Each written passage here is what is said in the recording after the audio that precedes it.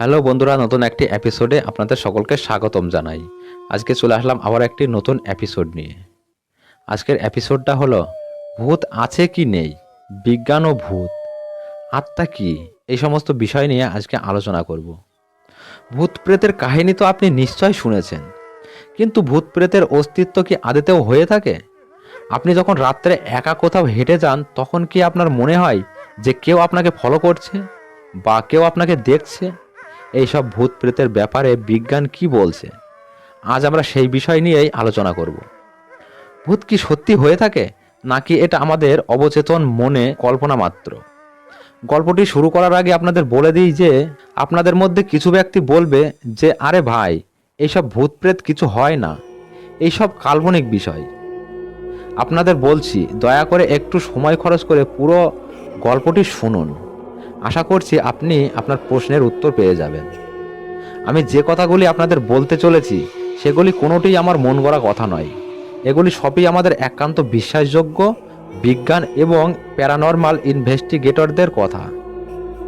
আমাদের এই আলোচনাকে দুই ভাগে ভাগ করছি।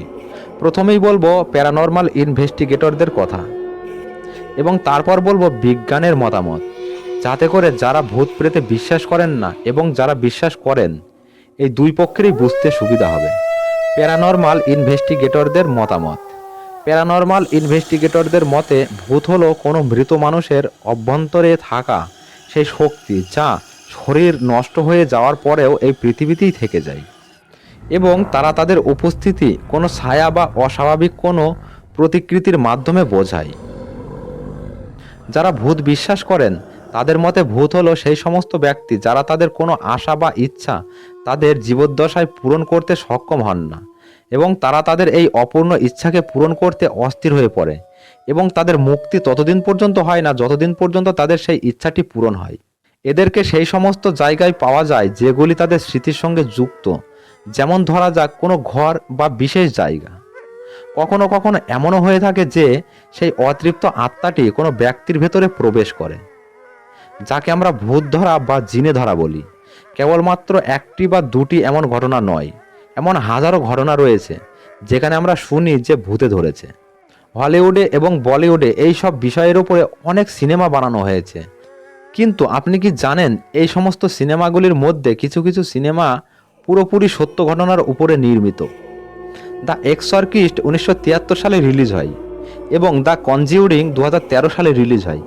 দ্য কনজিউরিং সিনেমার ছবিটি সত্য ঘটনার উপরে বানানো হয়েছিল। এছাড়াও আপনি হিন্দি ফিল্ম, যদিও ফিল্ম বলা উচিত হবে না, 6-5 = 2, 100% সত্য ঘটনা। ছবিতে দেখানো প্রতিটি দৃশ্যের ক্লিপ ভিক্টিমদেরই ক্যামেরায় নেওয়া। এই সিনেমাটি আপনি দেখতে পারেন। এর মাধ্যমে জানতে পারা যায় যে কোনো আত্মা যে কোনো বস্তুর মধ্যে প্রবেশ করতে পারে। দ্য কনজিউরিং সিনেমাটি অ্যানাবেলা নামের একটি পুতুল রয়েছে, তবে সিনেমাটিতে দেখানো পুতুল এবং আসল পুতুলটি আলাদা আলাদা। আর আপনি এটা জেনে আরও অবাক হবেন যে এই পুতুলটি আজও একটি বন্ধ ঘরে বন্দি রয়েছে, আর এই পুতুলটিকে পৃথিবীর অভিশপ্ত বস্তুগুলির মধ্যে একটি বলা হয়ে থাকে। সে যাই হোক, আসল কথায় আসি। প্যারানরমাল ইনভেস্টিগেটরদের মতে কোনো আত্মা যদি আপনার সাথে কথা বলতে চায় তাহলে যে কোনো সময়েই কথা বলতে পারে, কারণ তাদের সময় সম্পর্কিত কোনো ধারণাই থাকে না। ভূতের সব ঘটনা রাত্রে বেলায় ঘটে কেন? প্যারানরমাল রিসার্চদের মতে ভূতেরা রাত্রেবেলায় আবির্ভূত হয়, কারণ এই সময় চারিদিক শান্ত থাকে আর এই সময় ইলেকট্রোম্যাগনেটিক তরঙ্গ কম থাকে।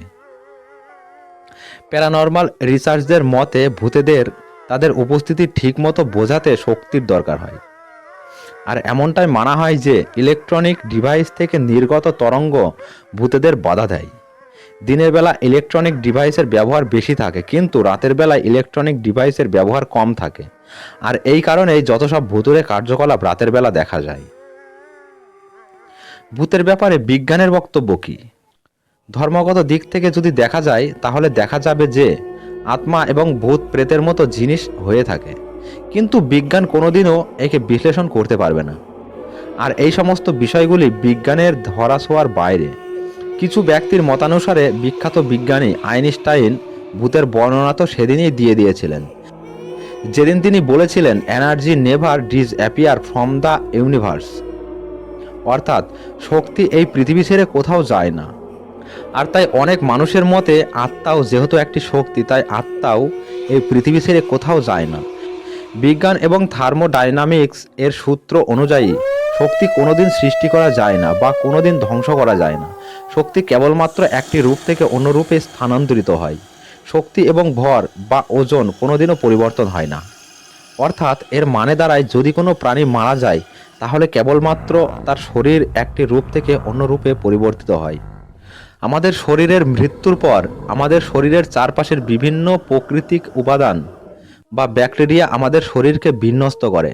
কোনো মৃত ব্যক্তির শরীর যদি কোথাও কবর দেওয়া যায় তাহলে দেখা যাবে যে কালক্রমে শরীর পচে গিয়ে মাটির সঙ্গে মিশে যাবে এবং সেখানে কোনো গাছ বা ঘাস জন্মাবে।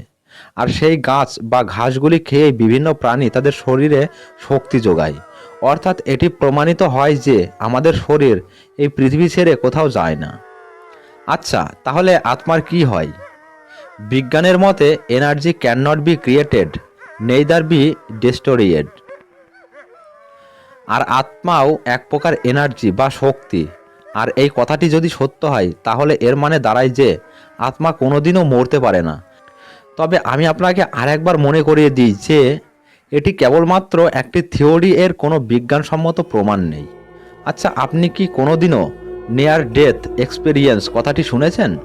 নিয়ার ডেথ এক্সপিরিয়েন্স হলো একজন ব্যক্তির জীবনের অদ্ভুত অভিজ্ঞতাগুলির মধ্যে একটি। এই পৃথিবীতে অনেক মানুষের দাবি যে তারা মৃত্যুর কোলে ঢলে পড়েও বেঁচে ফিরেছেন। এদের মতে সেই সময় বা মৃত্যুর সময় কিছু আজব প্রকার আলো দেখা যায়, আর সেইগুলি আমাদের শরীরে ধীরে ধীরে ঢুকতে থাকে। আবার কিছু ব্যক্তির মতে তারা এই অদ্ভুত অভিজ্ঞতার সময় পরী দেখেছে। আসলে নিয়ার ডেথ এক্সপিরিয়েন্স হলো মৃত্যু পূর্বাকালীন অভিজ্ঞতা। আত্মার ওজন কত? ডুনকান মকডুগাল নামের একজন বিজ্ঞানী এক অদ্ভুত পরীক্ষা চালিয়েছিলেন। তিনি একজন রোগীর মৃত্যুর আগে এবং পরে তার ওজন মাপেন। আর আজব ব্যাপার হলো, মাত্র কয়েক সেকেন্ডের ব্যবধানেই সেই রোগীটির ওজন 21 গ্রাম কমে যায়। আবার অনেকের মতে মৃত্যুর পর কিছু শারীরিক প্রক্রিয়ার জন্য ওজন কমে যায়, কিন্তু একবার বা দুইবার নয়, যতবারই এই পরীক্ষাটি করা হয়েছিল ততবারই পৃথক পৃথক ব্যক্তির ক্ষেত্রে এই 21 গ্রামেই পার্থক্য হয়েছিল। কি সত্যি ভাবার বিষয়, তাই না? শরীরের ওজন যতই হোক না কেন, মৃত্যুর পর প্রত্যেক ব্যক্তির ক্ষেত্রেই প্রায় 21 গ্রামের পার্থক্য হয়েছিল। আর এরপর থেকেই এই তত্ত্বটি 21 গ্রাম থিওরি নামেই পরিচিত লাভ করে। আর এই থিওরিটি এটিই প্রমাণ করে যে শরীরের মধ্যে এমন তো কিছু আছে যা মৃত্যুর পর শরীর ছেড়ে চলে যায়। কি ভাবছেন, সবাই এই থিওরিটি মেনে নেবে? একদমই না। যারা এই থিওরির বিরুদ্ধে, তাদের মতে মৃত্যুর পর মানুষের শরীরের বিভিন্ন কার্যকলাপ বন্ধ হতে থাকে, তাই ওজনও কমে যায়। আবার তাদের মতে যেই সব মানুষ নিয়ার ডেথ এক্সপিরিয়েন্স এর সম্মুখীন হয়েছেন, সেই সময়টিতে তাদের মস্তিষ্কের কার্যকলাপ হঠাৎ করে বেড়ে যায়, আর এর ফলে তাদের ভ্রম সৃষ্টি হয় এবং তাদের মনে হয় যে তারা অদ্ভুত কিছু আলো দেখছে, কিন্তু কোনটি সত্য আর কোনটি মিথ্যা সেটি কেউই জানে না। রাতের বেলা আমাদের কেন মনে হয় যে কেউ আমাদের দেখছে? এবার আসি সেই অনুভূতির কথায়, যেখানে আমাদের মনে হয় কেউ আমার পিছু নিচ্ছে বা কেউ আমাদের দেখছে। আপনি যদি কোনো ভুতুড়ে জায়গায় যান তাহলে নিশ্চয় আপনার মনে হয় যে কেউ আপনার পিছু নিচ্ছে বা কেউ আমাদের দেখছে। বিজ্ঞানের মতে এটিকে ফিজিক্স স্টারিং ইফেক্ট বলা হয়। প্যারানর্মাল ইনভেস্টিগেটরদের মতানুসারে যদি কোনো ব্যক্তি অকালে মারা যায় তাহলে সেই ব্যক্তির আত্মা তার স্মৃতি বিজড়িত কোনো বস্তুর ভেতরে প্রবেশ করে। আর এর জন্যই আপনি যদি কোনো ভুতুড়ে জায়গায় যান তাহলে আপনার অস্বাভাবিক লাগে, আর আপনার মনে হয় যেন কেউ আপনাকে গোপনে দেখছে। আর এমনটি হওয়ার কারণ সেই আত্মাটির বেদনার সাথে আপনার অনুভূতির মিলন। সিদ্ধান্ত: এই পৃথিবীতে এমন অনেক মানুষ আছে যাদের দাবি যে তারা নাকি ভূত দেখেছে। আর আমরা ইন্টারনেটে সার্চ করলে যে সমস্ত ভুতুড়ে ছবিগুলি দেখি সেগুলির বেশিরভাগই মিথ্যা বা ফেক। এগুলি কেবলমাত্র মানুষের মনে আতঙ্ক সৃষ্টি করার জন্য এবং ভূতের আকার বা আয়তন সম্পর্কিত কৌতূহল মেটানোর জন্য ব্যবহার করা হয়। কিন্তু ওউজা বোর্ড নামের একটি খেলনা রয়েছে যার সাহায্যে আপনি আত্মার সঙ্গে কথা বলতে পারবেন। এটি সম্পর্কে আর বিস্তারিত বলছি না। এই খেলায় প্রচুর একাগ্রতা, ধৈর্য আর সাহসের দরকার হয়। তবে আমি কোনোদিনই আপনাকে এটি কিনতে বা খেলতে বলবো না, কারণ এটি খুবই বিপজ্জনক। আর পাকামি দেখাতে গিয়ে অনেক ব্যক্তি অকালেই কোনো কারণ ছাড়াই প্রাণ হারিয়েছেন।